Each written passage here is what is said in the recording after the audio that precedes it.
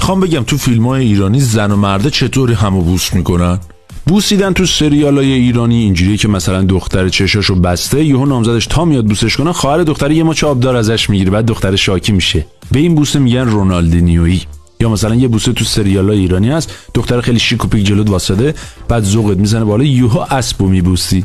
قشنگ تو چشه اسب میشه خون، چرا منو داری بوس میکنی پدر سگ؟ به این بوس که یه دفعه تغییر موضع میدم میگن بوس زیدانی. یه دونه دیگه است که نماد یا خالکوبی اون دختره روی دست راستتون حک میکنید، هر وقت میخوای دختره رو بوس کنی اون نمادو میبوسی. یه وقت زیادی عشقتون زد بالا میتونید لیس هم بزنی. حتی مراقب باشید اینا تو فیلم‌ها با همین نماد هم ممکنه. به این بوسه میگن بوسه های سه امتیازی از دور پرتاب میشه. بوسه بعد اینجوری که دختره میکشونت تو اتاق درم میبنده، بعد یهو صدای بوس میاد. حالا ممکنه کف دستشو بوس کرده باشه یا دیوار بوس کرده باشه، خلاصه فقط صداشه، تصویر نیست.